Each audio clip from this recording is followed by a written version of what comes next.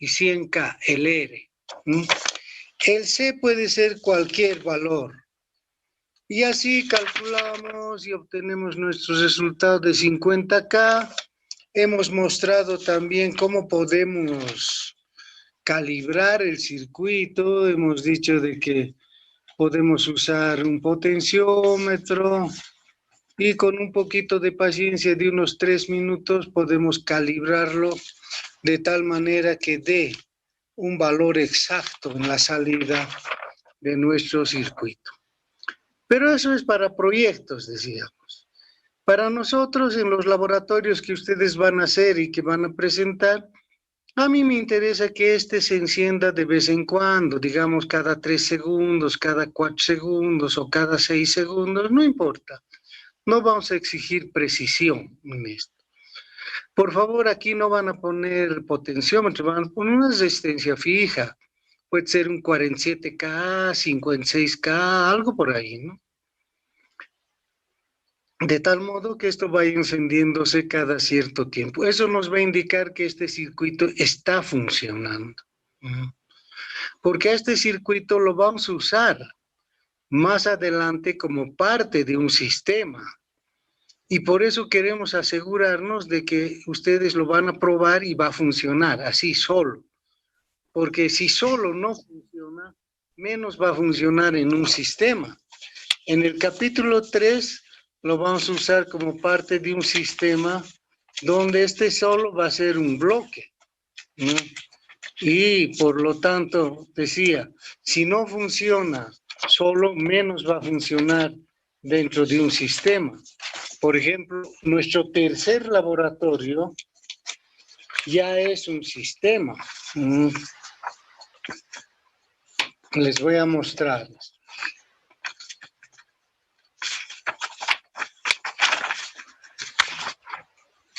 El tercer laboratorio es este.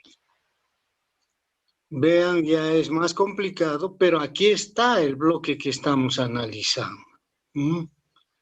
Entonces, decía, si este no funciona solo, menos va a funcionar en todo esto. Por eso es importante de que en este laboratorio ustedes vean y lo hagan funcionar. Esa es la importancia de este laboratorio. Es muy simple, ustedes lo pueden armar en menos de 5 minutos si ya tienen los componentes. ¿Alguna pregunta? ¿Alguna duda? Está claro el laboratorio 2. Este laboratorio 2 tiene un plazo para entregar hasta el lunes 30 de agosto. Hasta, lo pueden presentar antes, ¿no? Eso depende de ustedes. Como parece que no hay dudas, entonces vamos a explicar un poco el rango de trabajo de este circuito. Este circuito tiene un amplio rango de trabajo y todo se basa en el valor que puede tomar este. Este es limitado, y hemos dicho. Está entre 33 y 100K. 33K y 100K. Estos están definidos, no hay nada que mover ahí. Este es el que puede variar. Y habíamos dicho que este condensador puede ser electrolítico o no electrolítico. Vamos a ver, es un rango más o menos aproximado para este caso y ese rango lo vamos a calcular con esta ecuación. ¿Cuánto sería el condensador electrolítico de mayor valor que ustedes han usado o que conocen? ¿Alguien puede decirme qué valor será del electrolítico de mayor valor que han usado o que conocen? ¿Alguien me dice algo?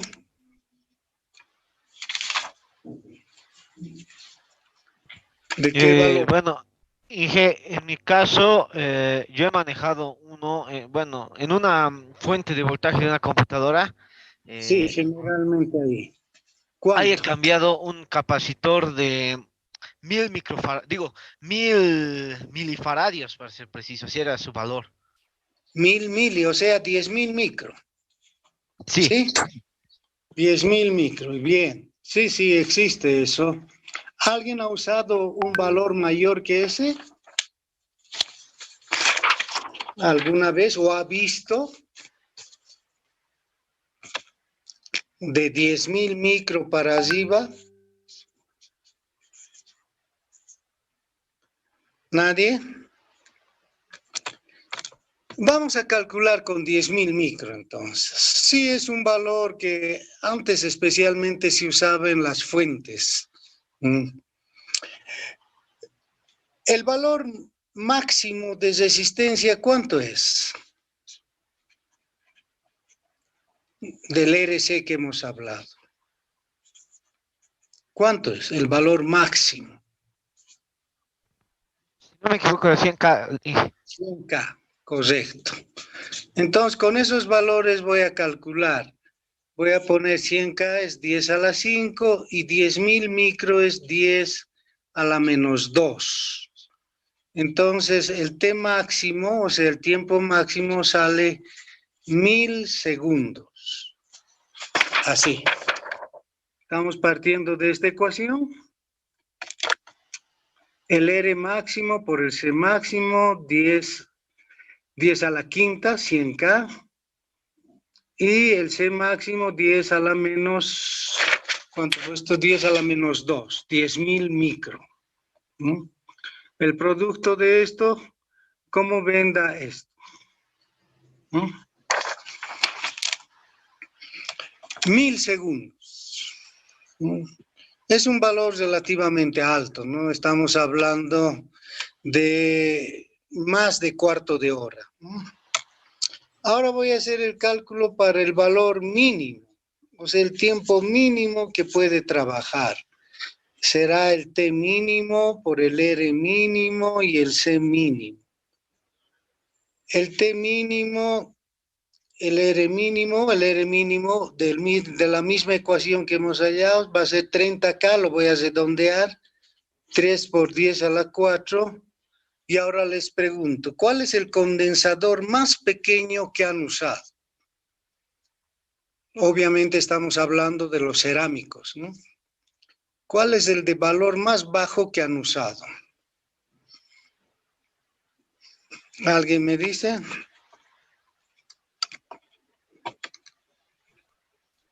No recuerdo si era 10 o 12 picofaradios, más o menos, no recuerdo. ¿Picofaradios? Sí, picofaradios. Puede ser, evidentemente existen esos condensadores, pero permítanme dudar que hayan usado eso, porque un valor de esa magnitud evidentemente es muy, muy bajo. Existen, se usan, pero se usan en circuitos que tienen protección contra capacidades parásitas, porque las capacidades parásitas andan por el orden de picos, o sea, puede ser 0,5 pico, 0,1 pico, y si uno pone un valor, digamos, de un pico, porque existe eso, puede afectarse por el entorno, a no ser que el circuito esté protegido con malla a tierra. Son circuitos de muy alta frecuencia en telecomunicaciones que tienen esa protección.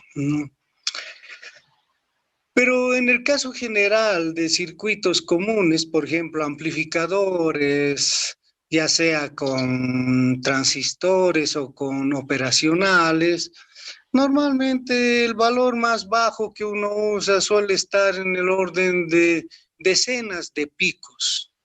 Digamos 100 picos.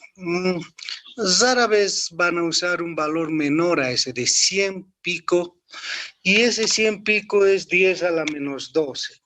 Entonces, emplazando esos valores, lo que tenemos es igual a 3 por 10 a la menos 8.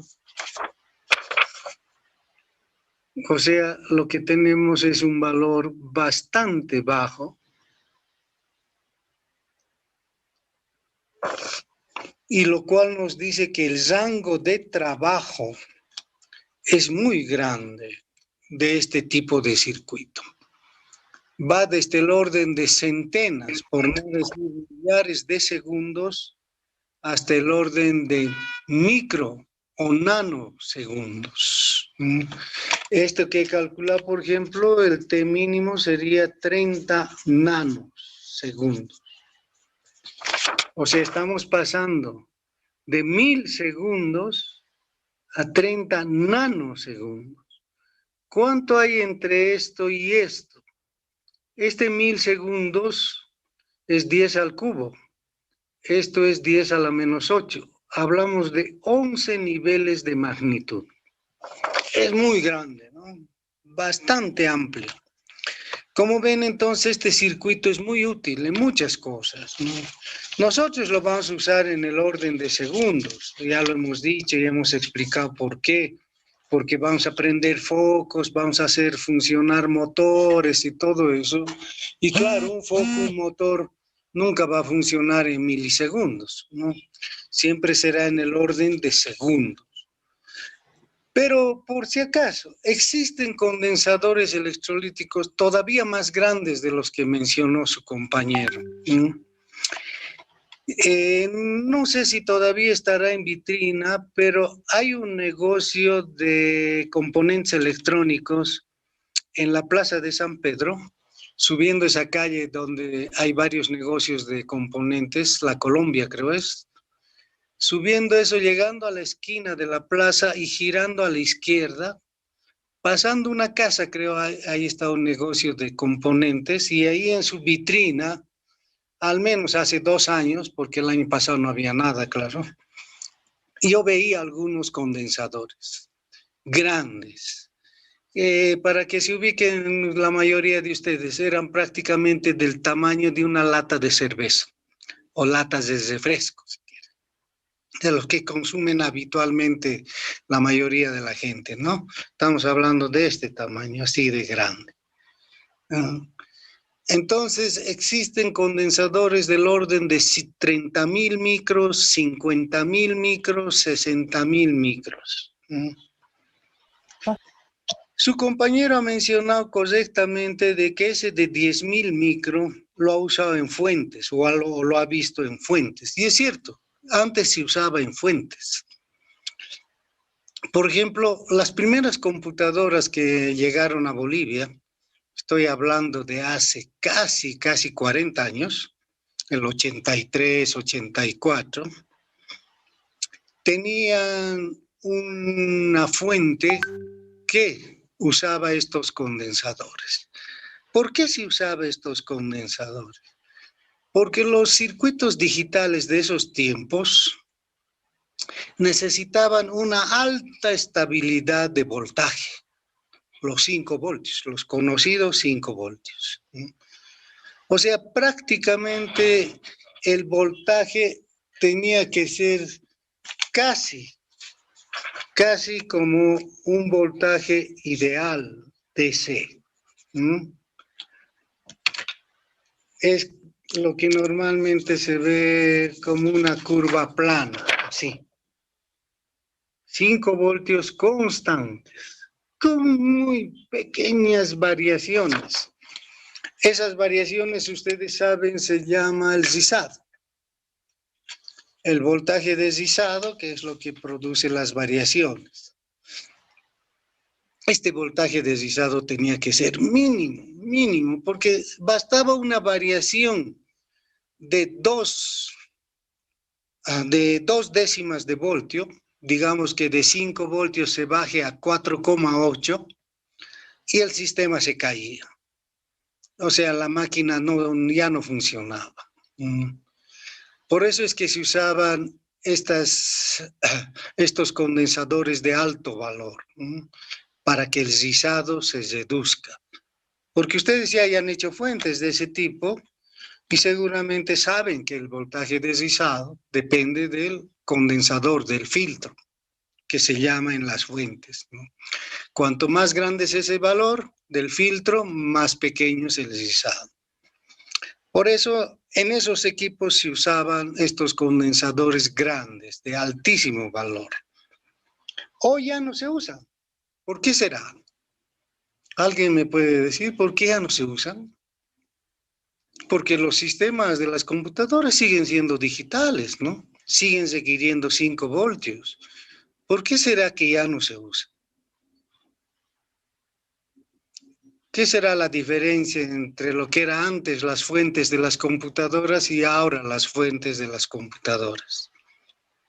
¿Cuál será la razón? ¿Sabe Bueno, alguien? Inge, yo estaba leyendo, bueno, sobre esto de las computadoras, por qué ya no se usan componentes de valores tan grandes. Uno Sí. es para aumentar la eficiencia térmica y también con la evolución de los componentes, cada vez se hacen más pequeños la fabricación de estos. Eso es lo que bueno, yo entiendo, yo leí sobre estas cosas, ¿no? Sí. En parte es cierto de que con la evolución de los niveles de fabricación se reducen las cosas, es cierto eso, pero no es la razón principal. Hay otra razón mucho más de fondo, mucho más técnica, ¿no? Algo ha pasado con las fuentes. ¿Qué ha pasado con las fuentes de antes y las fuentes de ahora? ¿Alguien sabe? Porque hayan llevado ustedes fuentes, ¿verdad? Hayan hecho fuentes. ¿Alguien sabe?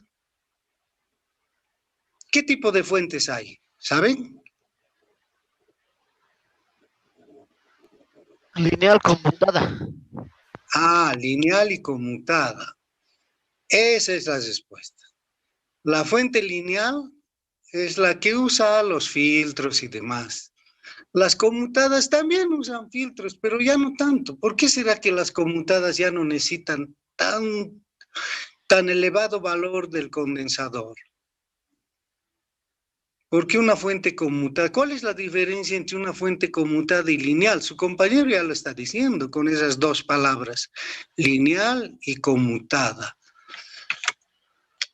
Una fuente básicamente en su salida lo que tiene es un transistor así. Aquí es la entrada y aquí es la salida y aquí, claro, está todo el circuito. Aquí puede estar el circuito de la fuente lineal o de la fuente conmutada, pero este siempre va a existir. ¿Cuál es la diferencia entre lineal y conmutada en relación a este? ¿Qué quiere decir conmutada o qué quiere decir lineal? ¿Pueden decirme eso? ¿A qué se refiere cuando se dice es una fuente lineal? Las que ustedes usan ahora en su casa, casi puedo asegurar son lineales, ¿no? Las fuentes comunes, ¿no? Son lineales. Alguno que otro de ustedes tal vez tenga una fuente conmutada. ¿Cuál es la diferencia, técnicamente hablando? Las palabras lo dicen todo. ¿A qué se refiere con lineal? Se refiere a este transistor, pero ¿qué lineal de este transistor? ¿O qué conmutado de este transistor? Es el transistor principal, el de potencia y todo, porque por aquí entra la corriente y aquí sale la corriente que va a usar la carga y todo eso. ¿Qué quiere decir lineal? Que un transistor trabaja en la región lineal. ¿Qué quiere decir? ¿Cuál es la región lineal en un transistor? ¿De qué estamos hablando? ¿De qué voltaje? ¿Base emisor, colector base? ¿De cuál de los tres? Base emisor. Base emisor. Cuando el voltaje base emisor del transistor, nosotros lo hacemos trabajar, este voltaje, lo hacemos trabajar en 0,6 o más o menos, ese valor está en la región lineal. Ahí se dice que el transistor está trabajando en la región lineal. Eso es lo que ustedes hacen cuando polarizan un circuito de un amplificador. Todos los amplificadores trabajan en la región lineal, ¿no? 0,6 o 0,65 si quieren, base emisor. Mientras que cuando se habla de conmutadas, se está hablando de que este voltaje va cambiando. Como nuestro primer circuito, el que hacíamos con sensor. Hacíamos cambiar este voltaje base emisor de corte a saturación, de 0,2 a 0,8. Este circuito trabaja en la región de conmutación, porque está conmutando, está cambiando de corte a saturación. Este no está trabajando aquí en 0,6, en la región lineal. No, está o en 0,2 para abajo o en 0,8 para arriba, corte o saturación. Eso quiere decir conmutado. Eso quiere decir que el transistor está trabajando en la región de corte y saturación. Entonces, las fuentes modernas trabajan en esas regiones, o sea, son en base a osciladores. Y al tener como base osciladores y otros circuitos como los operacionales, estamos hablando de frecuencias altas, ahí de 20 kHz, 40 kHz, donde al elevarse la frecuencia, el rizado se disminuye tremendamente. Y por eso ya no se necesitan los condensadores grandes. Mientras que en las fuentes lineales, no, pues trabajamos con voltajes, con frecuencias bajas, la frecuencia de línea. Entonces, obviamente por eso el condensador tiene que ser grande. Esa es la diferencia, ¿no? Nosotros vamos a hacer fuentes en esta materia en el último capítulo, cuando estemos acabando el semestre, pero ya decía, son fuentes especiales, ¿no? Una de ellas es del tipo AC/DC, pero sin transformador, y la otra es lineales, y la otra es del tipo DC-AC. Es casi conmutado eso, ¿no? Bien, volvamos a lo nuestro. Esto de los condensadores electrolíticos grandes, entonces lo único que nos dice es que nuestro circuito puede trabajar en un amplio espectro de tiempos, desde el orden de nanosegundos hasta el orden de microsegundos, ¿no? Esa es la ventaja de nuestro circuito. Normalmente se lo usa en la electrónica industrial. Para otras aplicaciones se usa otros osciladores. Por ejemplo, el 555, que ustedes conocen como integrado, y ese lo usamos normalmente en los sistemas digitales. Y otro tipo de osciladores que se usa en telecomunicaciones. El oscilador Colpitts, el oscilador de fase y demás otros circuitos ya que tienen señales senoidales. Bien, con esto terminaríamos este capítulo, el segundo capítulo, ¿no? Como hemos explicado el primer día de clases, cuando acabemos el tercer capítulo vamos a estar listos para el primer parcial. Pero el tercer capítulo nos va a llevar por lo menos 2 o 3 semanas. Es más largo, pero usa todo esto que hemos hecho. Van a estar de estos circuitos, del sensor, van a estar de este circuito, de la unijuntura, y vamos a conocer otros dispositivos. El principal de la electrónica industrial que se llama el SCR. Con eso vamos a empezar el jueves, así que les sugiero por favor asistir el jueves, tal vez sea la clase más importante del semestre, porque ahí vamos a conocer el principal componente de la electrónica industrial, que es el SCR. El SCR fundamentalmente es un diodo, pero es un diodo especial. Esa es la diferencia con los diodos comunes. El SCR puede ser de muy baja potencia o puede ser de muy alta potencia. Este es el SCR. Sí. Vean, se parece a un diodo, solo que tiene un terminal más de control. De esto vamos a hablar a la otra semana, el jueves. En estos días, me refiero a lunes, martes, les voy a enviar los capítulos 2 y 3 del texto. ¿Ya? Este resumen del capítulo de la unijuntura lo acabo de enviar hace media hora, ¿no? Lo tiene ya en nuestro grupo. Del otro también voy a enviar ya la otra semana. Con esto terminaríamos este capítulo. ¿Alguna pregunta, alguna duda, tal vez del laboratorio? No sé. Estoy para escucharles. ¿Hay preguntas? ¿Hay dudas? ¿No hay dudas? ¿No hay preguntas?